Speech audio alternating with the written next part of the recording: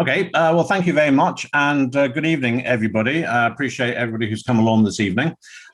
Particularly appreciate our special guest, who I will introduce. Now, tonight's special guest recently retired as associate editor of the Times magazine.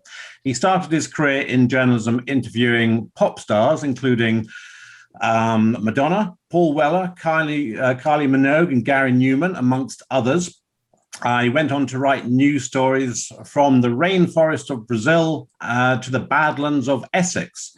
And he also ran a sailing centre in Greece before he finally settled down in South London. In 2006, he wrote a book called Strictly No, How We're Being Overrun by the Nanny State. And it explained how a new all-powerful meddling class is taking over the world. Now, Simon's a smoker himself, but as he explained when he was on one of our webinar panels a couple of months ago, he describes himself as a very lightweight one, only one a day now, maybe two on a big night. Now, despite that, he continues to have very strong opinions about smoking and the nanny state. So we're going to talk about all those things in a few minutes. But first of all, I do want to talk about his career in journalism. I mean, first of all, Simon, you don't look a day over 40. So why have you retired? I'm a lifelong smoker, Simon. That's obviously, obviously what's done it. So why have you retired at this point? So why have I retired? Well, it's fatigue, really. I'm just old. I'm a 64-year-old man, and I think enough's enough now.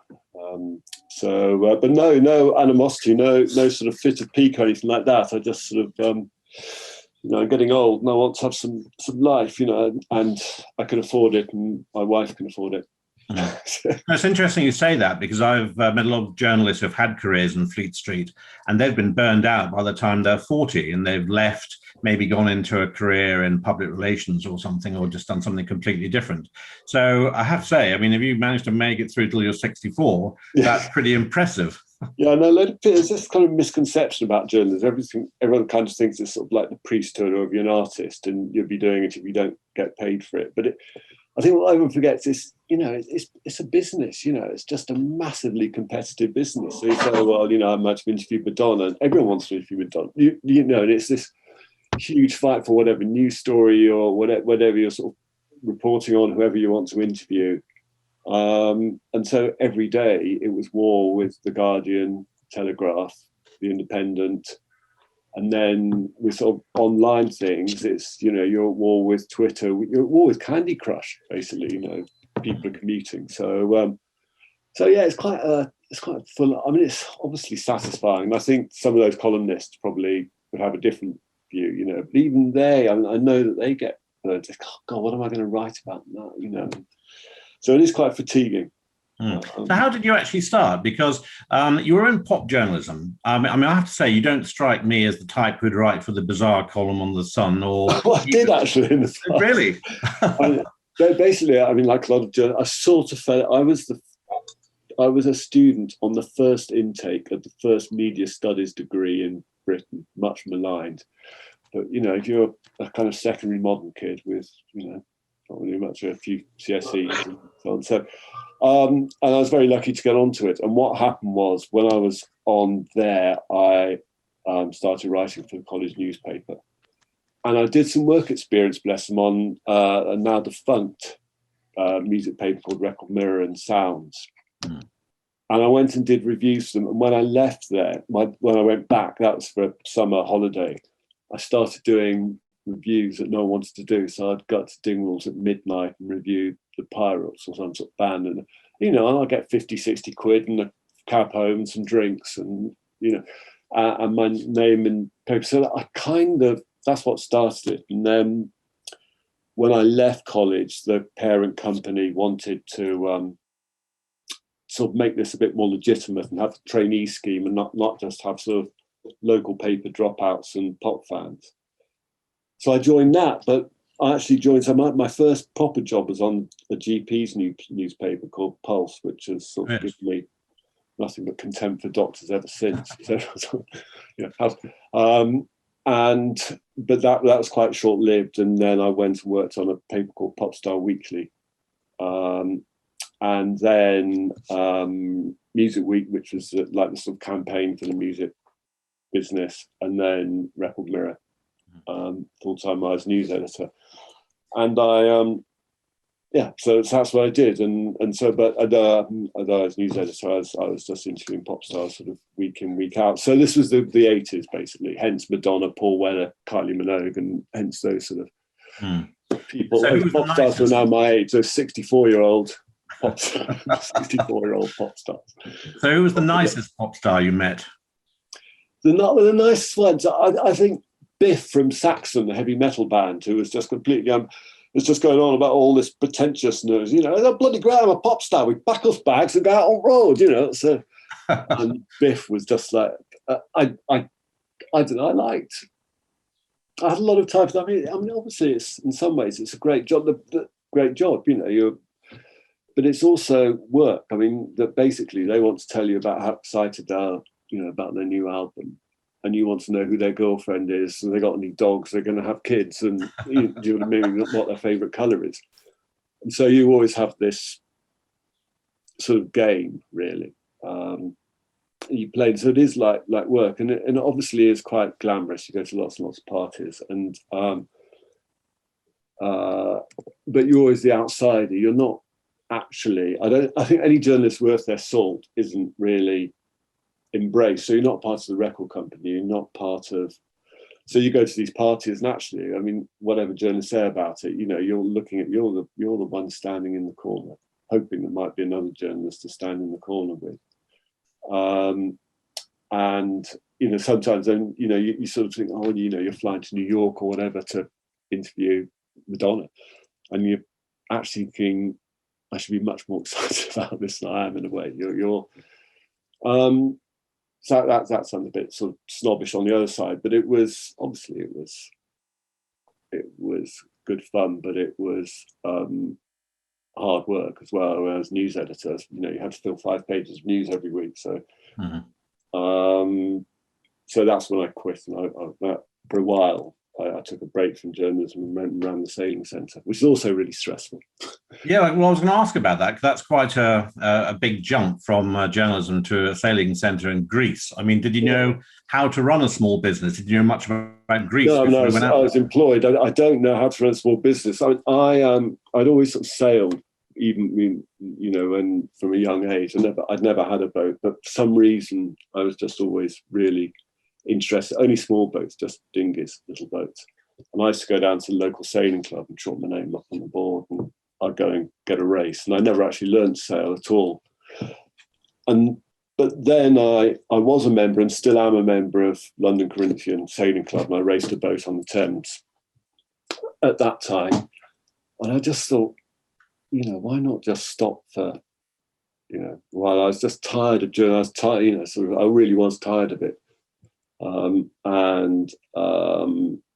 So I went and did an instructor course down in Devon, and ended up teaching there and teaching in France. And I thought, well, you're going to teach sailing, why not go to Greece? So I did, and I don't know whether to bore on about this, but by sort of coincidence, when you're older, mostly it's a lot of students, so if you can work a much longer season, then you're sort of quite in demand. So I went out there just as an instructor, but then sort of fate intervened that this absolute, one of the instructors came in one morning in sort of black and blue with black eyes, as a deputy chief instructor. And a couple had been on a honeymoon holiday at our sailing centre, and it's idyllic. It's Paxos in Greece. We've been there. It's absolutely beautiful. It's picture postcard, lovely blue. And horror of horrors, so this lovely couple came out for some really quite weird reason, having a sailing holiday, and decided they're going to learn sail a dinghy. And the deputy chief instructor, not to put too fine a point on it, slept with the bride, and was sort of roundly beaten on this sort of holiday isle. Great for me, because he was instantly sacked and sent home, and they needed a deputy chief instructor. And then the actual chief instructor was a bit flaky, and I was So, I sort of took it on, and I really enjoyed it. I really liked it. But you kind of can't do that forever. And I did that for a couple of years. And I didn't freelance. I just kept working for the company. Mm. And then after a while, you have to decide, whether you're just going to do that or get back into a career. So I could have stayed with the company, but then, if I was going to be a bureaucrat for a holiday company, I'd rather be a journalist. When you came back to this country, did you get a job at the time straight away with the Times, or no? Not at all. Now, what happened then was two things happened. I wanted to get out. The other reason I left Record Mirror is I didn't want to be a music journalist all my life, and I just seen those older statesmen like Charles Shaw Murray and all those, and you just God, they're just gradually. Unless you're on one of the 3 or 4 good reviewing jobs on Fleet Street, you're fading into obscurity. Writing sort of rather dull memoirs or biographies of the Grateful Dead or something. And so I was really much more interested in doing sort of news stories and so on. I was quite lucky because at that time there was the big magazine boom when I came back. So I started working for a magazine called Sky Magazine, which was like a sort of a high street version of The Face, basically. But also, and this actually was the time when I got it, I was doing loads of things. I was just day shifting. I was freelancing. So I was also working for a company. It was meant to be a one-off thing called Music News Asia. And I developed that, a trade paper, because the music industry was sort of really booming in Asia, and there was a trade fair happening in Singapore, and they wanted a paper to support it. So then I found myself going out to Hong Kong and Singapore quite a lot, and that was when the smoking ban started happening on flights. And so the idea of spending 13 hours on a flight to Hong Kong or Singapore without a cigarette and a Bloody Mary to keep me going was just, So I was in Forest at that time, I think, was burgeoning and had a useful little guy. I mean, it's just a sympathetic. You quite a heavy smoker at that time? Oh, yeah, quite a packet a day, not outrageously heavy, but, I've always enjoyed every cigarette I've smoked, I'm not, you know what I mean? I wasn't, and I was kind of also, I'm quite sort of libertarian. I think that also one of the, they sort of say that travel narrows the mind, and I don't know, we'll probably talk about this a bit later on, but yeah, I'd also went to the Soviet Union at the time of Gorbachev, and that's the first time I'd experienced non-smoking flights, because I flew, you had to do it through Intourist. You weren't allowed to smoke in public in Red Square, and this was new. You know what I mean? This is kind of a new thing, and that. And then the sheer sort of, and it's really hard to meet people out there. And eventually we did, and it was really quite shocking to go to a communist country. And I was quite, I wasn't particularly left wing. Well, I was quite, I wasn't sort of a right wing campaign. I went there as, it's Gorbachev, Glasnost, and so on. Anyway, sorry, I'm just deflected really with sort of smoking bans and everything. So I did that, and then. There was Sky, and GQ was launching here. And so I started writing news stories freelance. So I went and did, if you remember the Retterdon murders, the Essex boys murders. So the first book I ghost wrote that book. I'd already written the story about how these drug gangs were. Basically, when ecstasy became a big thing, there was a huge market in nightclubs, and the doorman ran those nightclubs. And what they would do. Am I boring? Am I going on too long? So don't worry, I'll cut in a minute. Cut in a minute. Yeah. We haven't lost anybody yet. Yes. But what happened was that there was. If you wanted to sell, they would basically license the selling of ecstasy in nightclubs, and it was hugely profitable. And the dealers would have to pay the door, say, a sort of rent of 500 quid. And in return, the doorman would obviously warn them of any police activity, anyone coming in, any bust. They would also kick out any rival dealers. And of course, what happened was the rival dealers started to go and there was just loads of shootings, and that ended up. And the club and the story I was doing, I was doing loads of news stories, hence, I did the rainforest, the gold, and I went to Rwanda and did the refugees in Zaire and so on. But the club that I focused on and went to and witnessed the sort of money being taken and all the rest of it was Raquel's in Basildon, which is where there was this cause célèbre, Leah Betts, was this ecstasy death, and she was on the front page of all the newspapers, and she bought her ecstasy pill there, and the club was. After that, 3 of the big dealers, 2 of whom I'd met, were shot in that Range Rover in Rettendon. So that was the sort of. So I was doing those news, and then I worked on after. So I did that for Sky Magazine. I worked for Sky Magazine full time. Quit Sky because it was getting too much pop star interviewing. I wanted to do that newsy stuff, and then from there I went to GQ. Okay. And then went to the site. No, it's all right. Well, that conversation got a lot darker than I was expecting. So let's move to something a bit lighter now, which is the Nanny State. So you decided to write a book about the Nanny State. Now, what drove you to do that? Well, I think it started from smoking, actually. Hence, I guess I'm talking here now. I think is when you combine those little things like sort of smoking ban. I think the attitude towards sort of smoking and smokers has really been a sort of bellwether for the attitude to a lot of other freedoms in this country. And I was starting to sort of just become interested, amused and enraged in sort of equal measure about what was happening. And overlaid with this was obviously that Russia experience. And it struck me as that, in fact, you could, there was almost a desire to sort of persecute certain members of society. And in this case, smokers were a very easy scapegoat.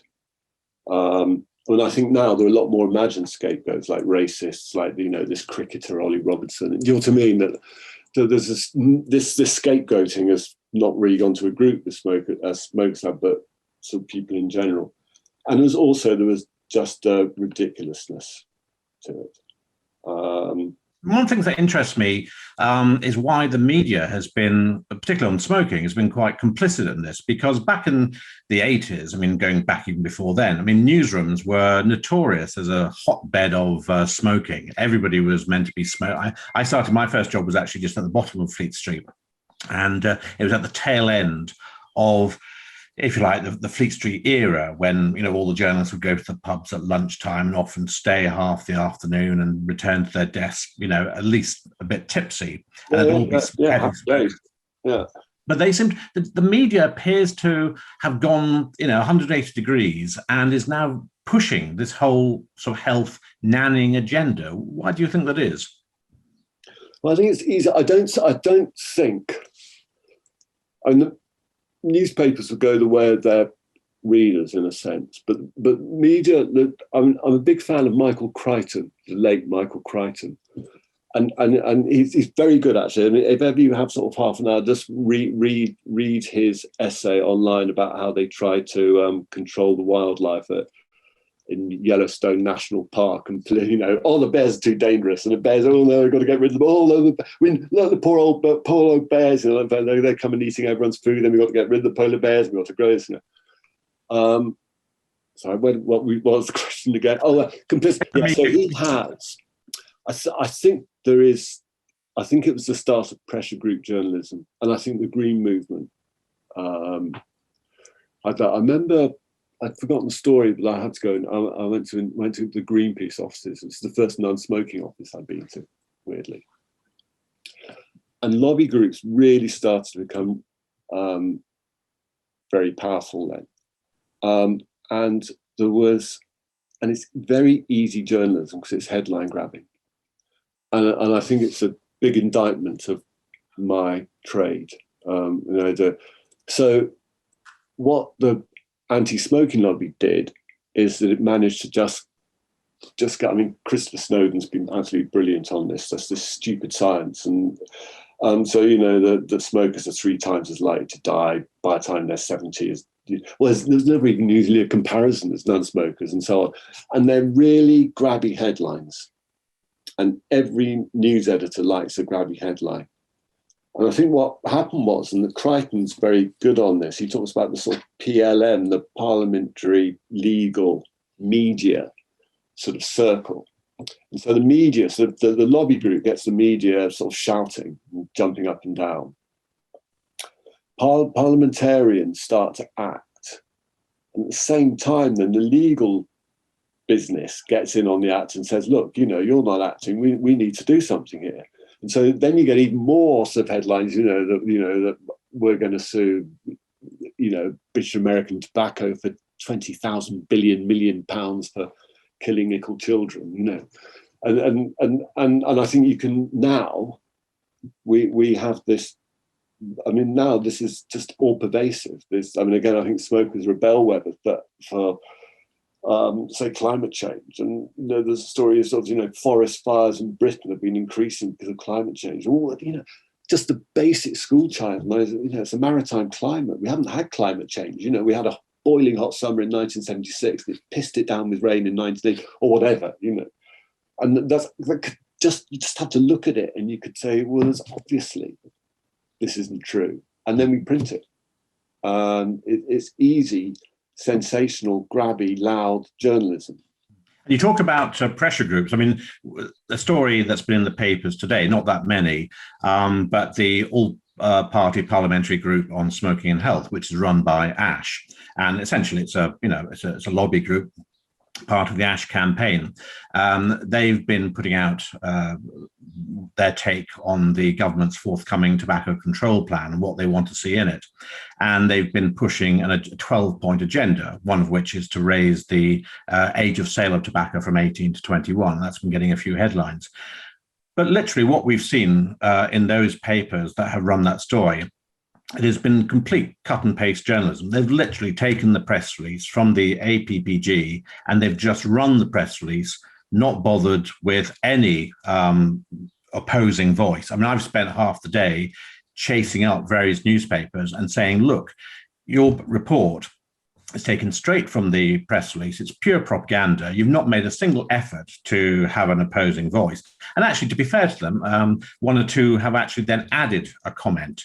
So they're not averse to changing it a little bit if it's brought to their attention. Is that purely down to the fact that they just don't have the numbers anymore? They just don't have the staff to follow things up? Because I remember, again, having a conversation with somebody at the PA, the Press Association, some months ago, and I said, look, why didn't you contact us to ask for our response to such and such a story? And she said, well, it's up to you to contact me. And I said, well, how can I contact you? Because the organisation concerned, Ash or whatever, they're not sending me the press release. It's ridiculous. And again, I never got into mainstream journalism, but as a journalist when I was younger, I always assumed that part of the job was picking up the phone and ringing people for their comments.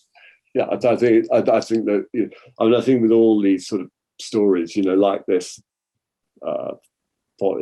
British wildfires, that you should be saying, someone should be saying, is this right? And I don't actually think there's any I don't think there's no motivation really. Smokers don't have any friends. Majority of people don't smoke. Basically, as long as you've got the story and you're strident enough, and especially if the other papers haven't, but also that you're covering what everyone else is covering as well, because you don't want to be deficient. I think that's good. I don't actually think it's just about staff.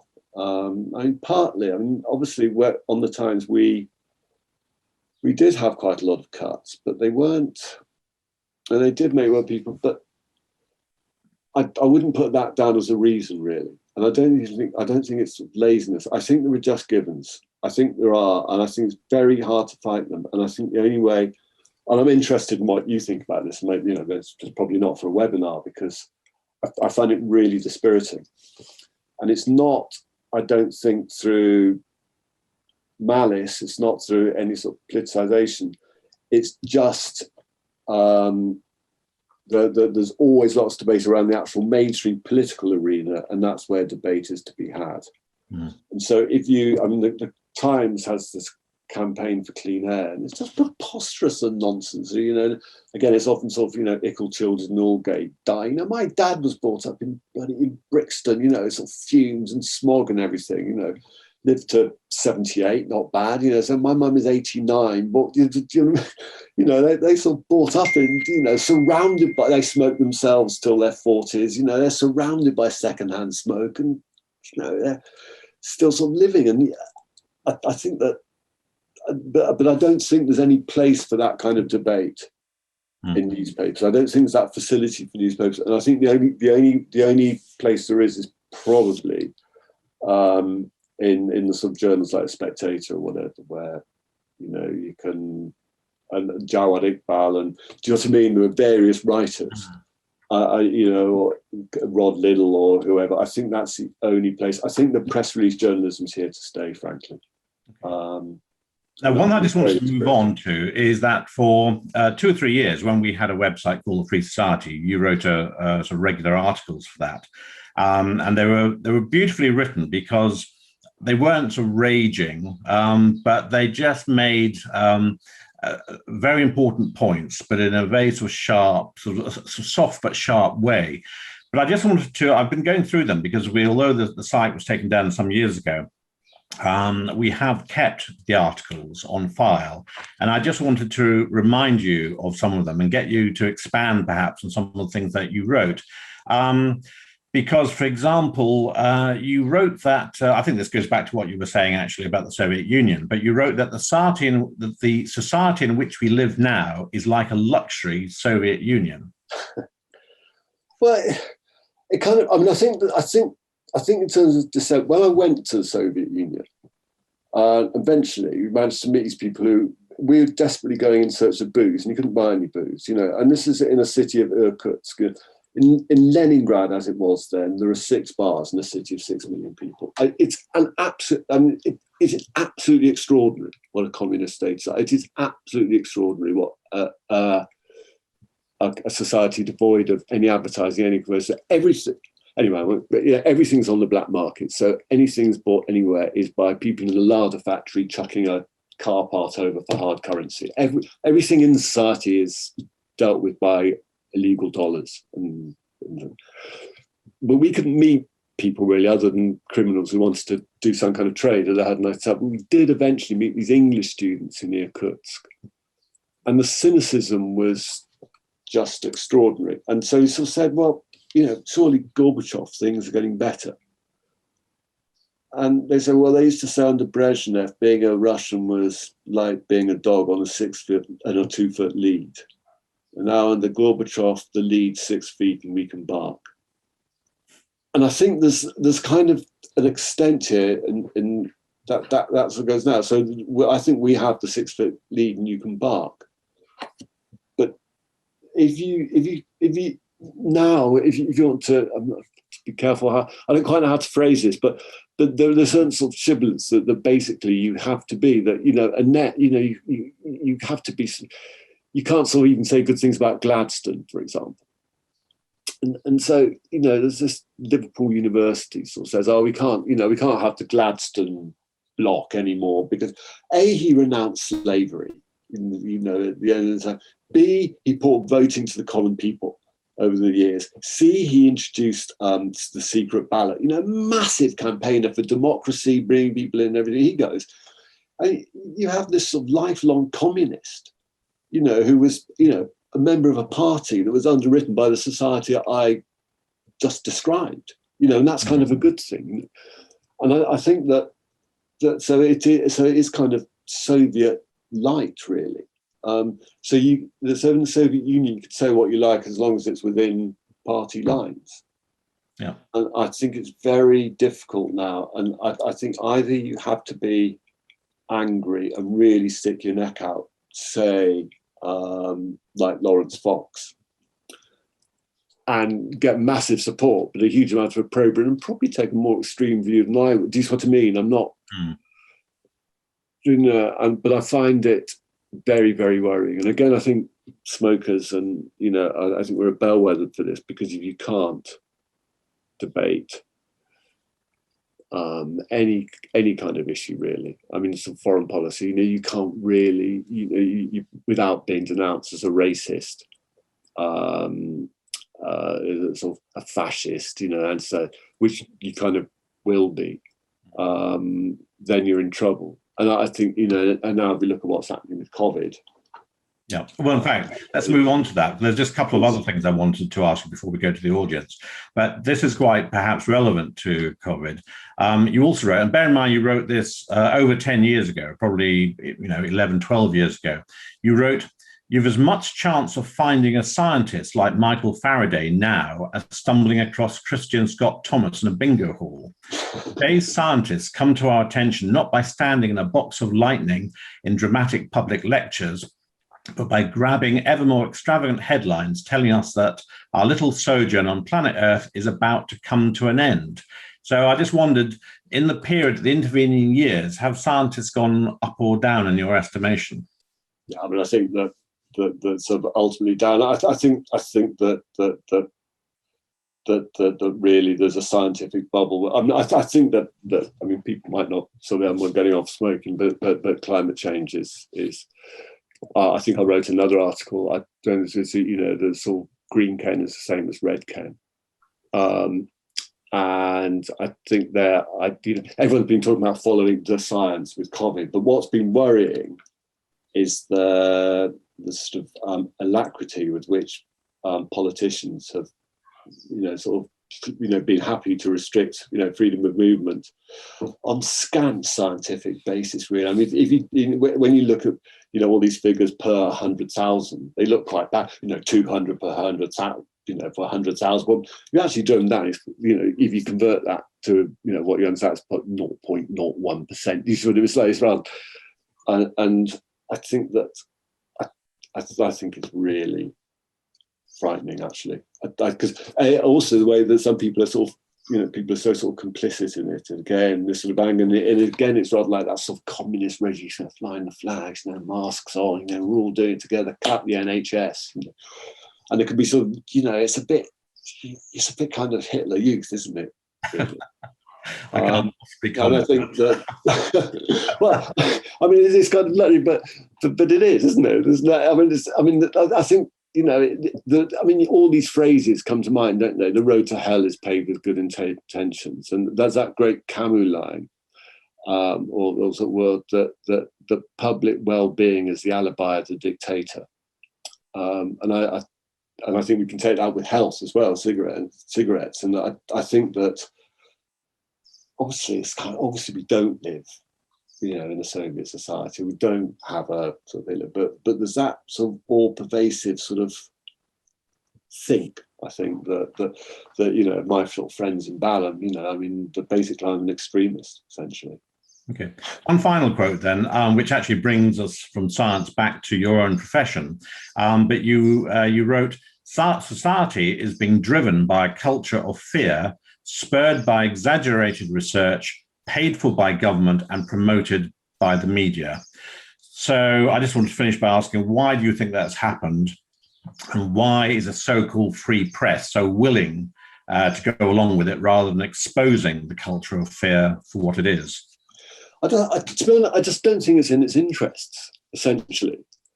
I don't think it's in anybody's interests to get exercised about this in any sort of. It certainly wasn't in my interest, but obviously I was working on the magazine. I was doing a lot of news stories, but they were big, the sort of long. I was commissioning rather than writing them, but the news stories that I was writing, I was then commissioning for the magazine and sort of book extracts and so on. And I think all this is just accepted.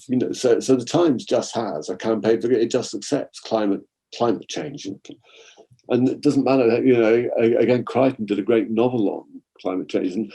And you can say what you like. So every year for 20 years, probably since I was writing things, they say, oh, well, shipping will get through the Northwest Passage. And I say, no, it won't. It's bloody Northwest Passage, it'll be frozen. And it is frozen every winter, But I think that it's much easier. I don't know, there's something very satisfying if you're a picture editor of getting a nickel polar bear on an iceberg, and who gives a time? Polar bears have doubled in population since 1973. They're not endangered species. And then the idea that polar bears have to be on an iceberg because if there's no sea, there's no fish. Do you know what I mean? They're not this great. They're always on the periphery of ice and water because otherwise they just die. And anyway, so that's just a very simple example, but it's much easier. And commercially, I think makes more sense to have the polar bear on the iceberg on the front page rather than some old git like me saying, hang on a minute. And I don't quite know. And I'd be as somebody who is, on the sort of cold face of, protecting some minority rights, really, but also political engagement. I think it's very, very hard to break into that. In fact, I can't see it being possible. And I think the only way it probably is possible is through social media and so on, which, again, very pompously the mainstream press sort of jumps up and down about. But I don't see why Christopher Snowden has less authority, say, than a reporter on the New York Times, which, is just one sort of great big woke propaganda machine. I don't see why they should be on the high horse, and that we shouldn't look. But I think the old ex-editor of New Scientist said that if you wanted to do a story on get a research paper going on feeding habits of squirrels, obviously you get nowhere. If you wanted to get research about how climate change is affecting the feeding habits of squirrels, you're going to get the money. Well, I was going to actually ask, the final question is that, did you, your book about the Nanny State, was that with a recognized publisher? The reason I ask is because the last person we had on with one of our webinars a few weeks ago was an American writer called Jacob Dreer, who wrote a very well-written book about tobacco. Yes, yeah. Yes, and I mean, you would have heard him say that he couldn't find any publisher to take it, and he eventually had to self-publish it. I mean, do you think you could write a book about the Nanny State today and find a publisher for it? Because I remember your book, I mean, I thought at the time it didn't help it. It ended up in the comedy shelves, didn't it? It did, yeah, exactly. And there was, James Delingpole had a much funnier book in a sense, which went into politics, and he thought he should have been in comedy and I should have been in politics in a sense. It's kind of, I don't know. I got mine published because mainstream publishing were quite big, but I'd ghostwritten the Essex Boys book with them. And I persuaded them that they should really go with this book. So I went to other publishers who weren't interested. And also I was in a position, and I did get, I got quite a lot of coverage. Obviously, I went to conference, thanks to you, Tory Party conference on the bags. I obviously did a piece in Times 2 about how the new chattering classes were the sort of were the sort of politically correct class, and I so I could just do quite a lot really to promote the book, and they knew that. Didn't sell very much, but it did. It kind of broke even, and got a few copies off the shelves, I'm sure. Okay. So I don't think it'd be very different. I'd love to find a way. I'm beyond writing. I'd love to. I mean, actually, I just looked at some of the things that I wrote because you put them together, didn't you, in a PDF thing, and as I was slightly depressed about how actually it all rings true now, essentially, and B, I just wondered how you package that, and how you could make that saleable. Yes. Well, that's a conversation we must have in the next few weeks, because I've an idea, but it might require a bit of updating, but we will have that conversation separately. Okay, thank you very much for now. Rob, I'll hand back to you and everybody else.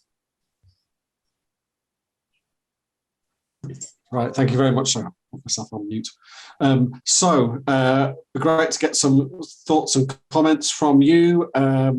Keep them fairly brief because we're already deep into this meeting already. So if you want to make a comment, normally I've been saying to you, go to participants, get the list of participants, and then there's a button there called raise hand. But I see that in the last few weeks, it's all been rejigged by Zoom. So you now go to reactions and there's a raise hand button there, and that'll let me know that you want to speak. Now, first up is Costas. Costas, I know you like to get on a run. So if you can keep it brief, that would be great. Thank you. Hello. Yes, I listened to your very interesting experiences from Greece and the Soviet Union, Mr. Hills, and I think that I am Greek myself, and I know from my country that smoking is evenly acceptable. It's perfectly acceptable from everybody, and it's a matter of whether people yes or not. If someone smokes or not, it's very acceptable and common and popular. It used to be more common or more popular before, and it became less later. And many young people are departing and leaving from it and deserting smoking, and as well. But it is a very smoker-friendly environment. Cheers, and in Greece, and then the Soviet Union has a very used to have a regime at least that was very strict, and they had a regiment and the censorship and such activities. I would like to say that plain packaging looks like a state monopoly because it looks like a state monopoly that you can't select or choose in between what you like or want with a state monopoly. So plain packaging looks like a state monopoly. Is what I think is a perception that we could have as for what it looks. Oh, okay, Costas. Like. And I'd like to say climate change that. Okay, okay, that's great. That was a good comment, but thank you very much. Marcus, if you want to unmute yourself. Yes, thank you, Rob. Yeah, interesting talk, Simon. Thank you. I was wondering, because I've seen this week several articles across the press about started out with the plans that Oxfordshire County Council put forward to their district councils about making Oxford smoke-free by, I think it was 2025. And also 5 councils have jumped on the bandwagon. I've seen very negative articles against this, even in the mainstream press by columnists. Even the Daily Mail, that was one you highlighted, Simon Clark. And it astonished me. I thought, wow, I'd never thought in my lifetime I'd see the Daily Mail as the voice of reason. But there it was. So I was wondering if you thought there might be a bit of a backlash from the likes of columnists, as we've seen this week, and that it might continue. And also, if so, do you think it will make any difference to our lot in life? Simon, I'm going to take one or two more, and then I'm going to come to you so you can sort of respond to a bunch of them at the same time. So, Linda, what's your comment? Yeah, can you hear me? Yeah. Okay. Simon, you mentioned something about Lawrence Fox, and it's just a small question. I just wanted to know actually what he'd said or what his line was on smoking. Okay, great. So I've got a couple of, one thing in the main, Simon, which is I think you've got off the hook with the pop star anecdotes, because you must have a story or two that you dine out on, even if most of it was business, in terms of that. And just I was on the radio the other day with Nina Miskow, and about this Oxfordshire thing, and the thing that really came out from what she was saying, and quite a lot of people seem to say it these days, is I don't like it, so it should be banned, even though there's no health risk. I can't justify it on the basis of a health risk or whatever. Somebody blew smoke near me, and therefore it should be banned. So I wonder what your reaction to that kind of thinking is. Over to you. Okay, I don't know which one. Shall I do that one last? I need to try thinking myself. Kostas in Greece, I did a thing about Greece, and working in Greece is just so much of, I mean, actually you can see what a free society looks like, and it looks, I think, much, much better, obviously, patently, than the Russian society. And I think the plain packaging is an absolute disgrace. It's just insulting law-abiding citizens. I think it's awful. On the Mail, I think the hope is columnists, just sort of picking up on Marcus's point. It's that the Oxfordshire thing is interesting, and I'm glad there is a backlash. I suspect it will, because really, they don't mean smoke-free, do they? They're not going to ban barbecues, or bonfires, or just, or fireworks, or anything else. They're banning smokers, and I think it's really cowardly to use sort of smoke-free. Lawrence, I don't think he said anything particularly about smoking, but I think that he has become a sort of standard bearer for the right, and the debate basis of just, I think, just becoming the sort of, I don't know, the sort of the voice of just he's just saying, stop it, just stop banning things and throwing sort of statues into it, just stop it, and let's sort of take stock. I think on, but I'm not sure that there would be enough of press support to stop Oxfordshire going ahead. The only thing was an Irish chap here, I think, on the last webinar, was just saying, actually, we'll decide when we stop smoking. And it'd be interesting to see what you could just say on a cannabis smoke. I don't know what might help. Pop star anecdotes. I should have loads. They're sort of quite formal, Somebody at my wedding sort of says, how I sort of fell in love with Michelle Pfeiffer, when and all that kind of stuff. They're quite sort of formal situations. So pop stars, in the situations I saw them, weren't particularly. Well, I suppose the Jay Giles band were the most sort of just outrageous in terms of just I don't know, I don't know what the quantity, I don't know how you measure the ounces of cocaine being sort of stuffed out their noses and sort of just chucking Zambucas down, and so you would meet, and there was a lot of drugs, obviously, just in any of these situations, so you'd meet Mick Jones falling about, you're right, mate, because I'd sort of seen them before, but it's not really surprising. Do you know what I mean? It's not actually surprising that Mick Jones was really, really sort of strung out, and so I don't have huge, I don't have sort of scandals really. That I didn't catch. I don't know. I didn't catch Paul Weller in flagrante with one of his backing singers, although obviously he had a reputation with sort of women, but unfortunately I'm a bit sort of boring about that. What was the other thing, Rob, that you mentioned? I've forgotten. What was the other? Well, just that thing about people saying, I'm irritated by something and it should be banned. I just concur with this. I mean, actually, I should sort of mention her on this spiked online actually, and also there's this real sort of anti-working class thing going on as well. I think in all this sort of stuff. So if you look at Black Lives Matter march, they're not. It's not really, it's just sort of posh people really. Sort of just massaging their sort of everything that working class people like. Just to like sort of polenta, driving to the shops. Lager and everything's all terrible for you, but things like sort of having a second home in Tuscany doesn't do a thing for the climate. That's absolutely fine.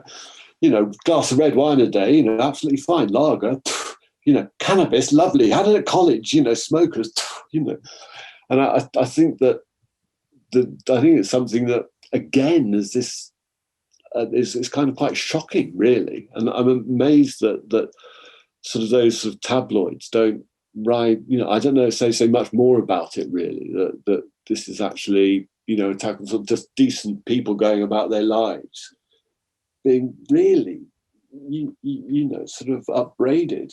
And again, I think that's quite shocking. Right.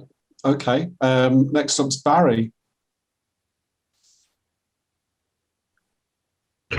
Yes, hello. Okay, getting a little bit at what Simon Hills was talking about is where did this all start, the nanny state and everything? And I would just talk really fast here and say, there's always been somebody under attack. Now, I think about American history. I'm going to go way back. There was a time when early in the 19th century, for example, the Irish immigrants were very much under attack in America. Okay, they were the target. And then as time went on, during the Woodrow Wilson period, with his policies, there are minorities, people of color were under attack and things like that. And time went on.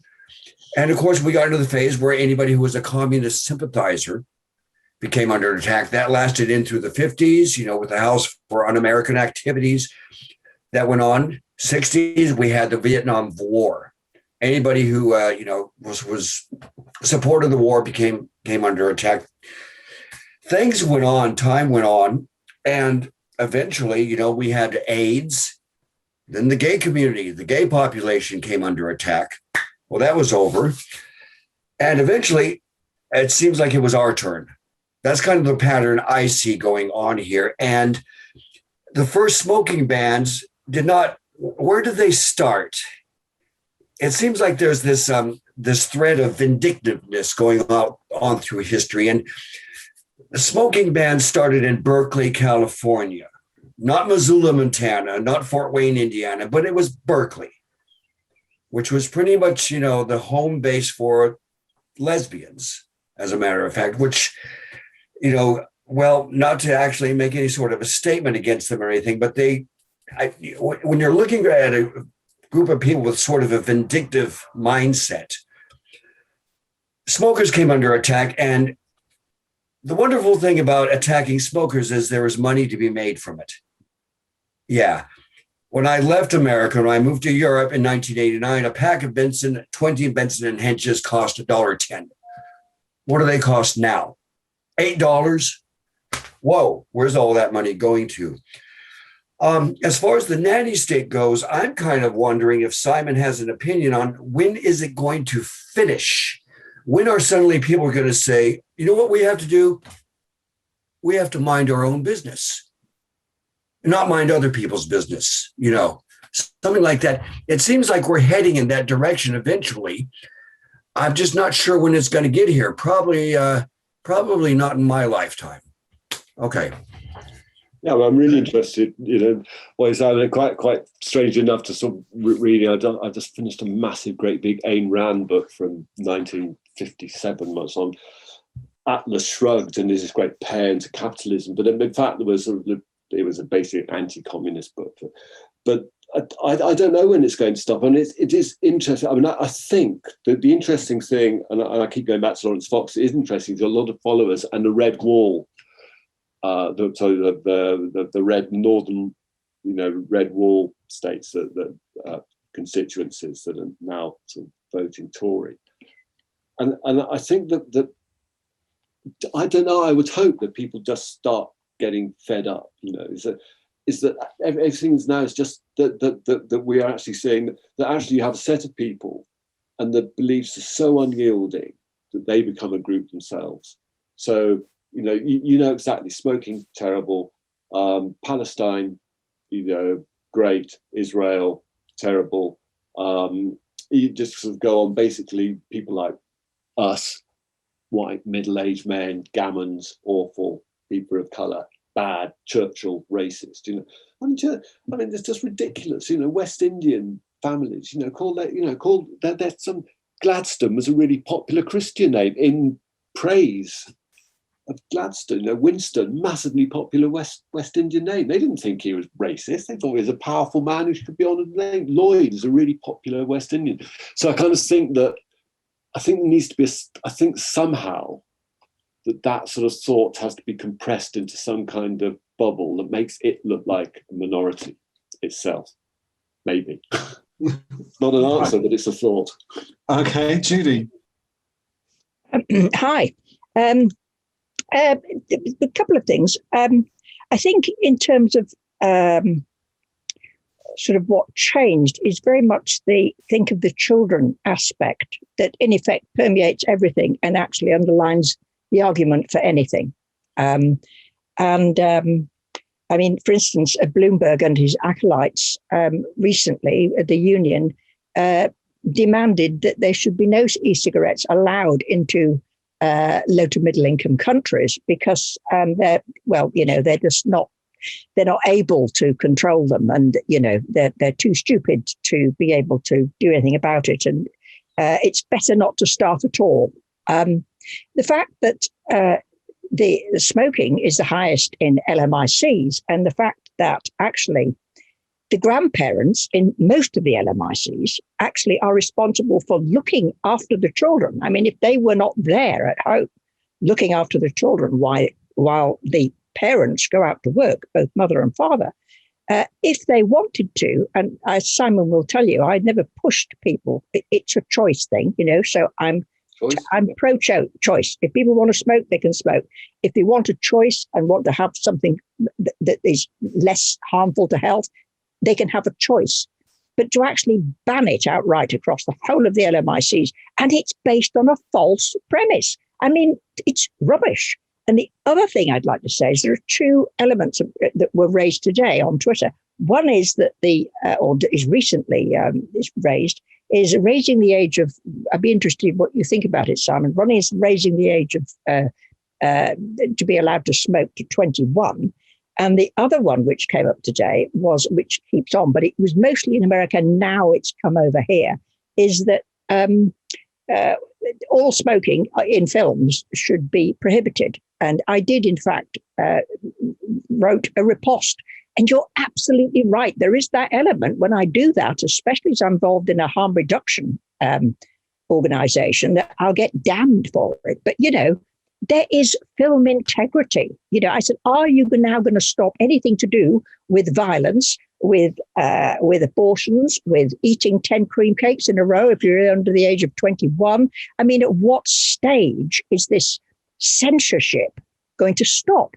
It is what it is. It is a realistic art form. It is ludicrous. So that's my points. Said very quickly, don't you think? I concur completely on all those points, and I think I absolutely agree. I think it's. I kind of think we're smoking. I wouldn't mind seeing the age of voting going up to 21. Because obviously, if people aren't mature enough to decide whether to smoke or not, they're obviously not mature enough to decide. Yeah, and they can't go into the army, obviously. I mean, you can't go off and kill people, and not be able to have a fag afterwards. I mean, that would be terrible. I think also, but I think invoking children. I memean, Clinton did it all the time, didn't he? He'd sort of take a lightly peeled onion and say, "This is my children all can die." It's absurd that the generation that has lived the longest has secondary smoked and smoked the most, basically. And that's my mum, 89, born in 1932. And the country's longest life expectancy in Europe is pretty much Greece. I think the highest smoking rate in Europe. The longest life expectancy in Asia is Japan, highest smoking rate in Asia. People are secondary smoking there, and I just think that obviously smoking's not good for you. Do you know what I mean? No one is. Of course not. We're adults. We can, but I think that child who sat on John Lennon's knee in the Magical Mystery Tour, and John Lennon's there just puffing away, kid on his lap, coach, I don't know. Was he traumatized? Was he scarred? I don't know. Did he die from some horrible... Normalizing, it's normal. That's the whole thing. We mustn't normalize ordinary human behavior. I mean, in other words, we cannot actually reflect in a film what is in effect happening actually in the film. No, we have to make, and if you start making everything pretend, you start dropping stuff out because it might be, that is very much Russia, really, as far as I'm concerned. Or you just end up saying, right, you're not allowed to see the Magical Mystery Tour. Fantastic, fun though it is. But you take out the bit with the child smoking, but you leave all the acid taking and drug taking and everything else, because it's just absurd, isn't it? And I think scary, actually, really. Right. Okay, I'm going to bring in Marcus and Michael, and I think that will probably be us. So, Marcus, do you want to come back in? Yes, thanks, Rob. Simon, looking at our current political situation in terms of the government that we've got, Boris Johnson is supposedly quite libertarian at heart. Indeed, he even raised questions about whether sin taxes such as tobacco and alcohol were too high. Matt Hancock, on the other hand, the health secretary, is seriously a control freak, as we can see from his smoke-free 2030 policy, amongst other things. As a journalist, who do you think is going to win that battle? I'll bring in Michael first, and then Simon, you can just answer both those. So, Michael, if you can unmute yourself. No. That's Hello, great. I'd like to concur with Marcus's first points about the Norwich City Council wants to ban smoking outside the pubs. I mean, firstly, I don't think we need pubs by 2035. So, well, of course, the meagre amount of people who go to the pub now who smoke, wait out, stand outside, they're not going to do that. So I think that's going to increase the speed at which pubs close. So they shoot themselves in the foot, really. That's about it, really. Great. Okay, Simon, your final thoughts and responding to this? On the pubs, I agree. It's just another, it's just another reason not to go to a pub, isn't it? From people who like smoking and drinking. I kind of think it's a really interesting point on Boris. I think Boris is a libertarian. I remember, him as a columnist saying that, that democracy should reign and we can't just keep sort of just fiddling with the law and controlling people's lives. That there has to be sort of, real proper mandates to do things, and they're quite patently are. I think, though, Matt Hancock isn't electable and Boris is. And I think what's interesting, a little dispiriting probably, is that Boris wants to be liked and he wants to be popular. And I think that Boris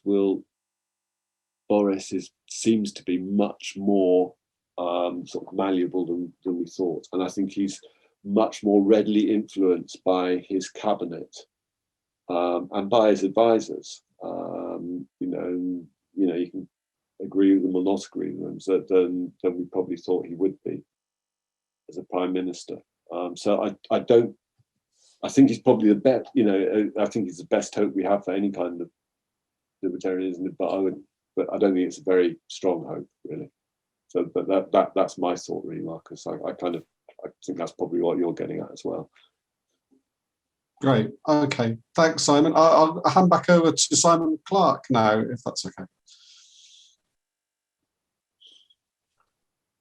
You're on mute, Simon.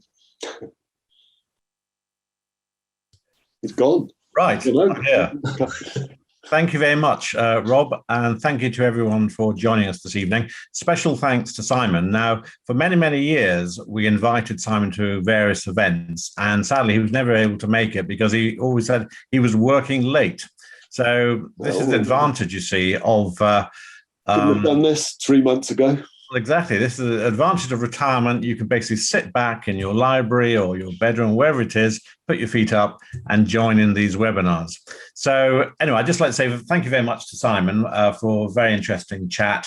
And we will have a little talk at some stage about seeing we can revive some of the articles that you've written in the past, because I do think a lot of them haven't aged at all, which is quite interesting. And certainly Simon was one of the first people who was banging on about the Nanny State going back 15 years. And, hopefully we can persuade him to do a little bit more like that in the future, although I don't want to ruin his retirement. So can I just say thank you again to everybody and good night.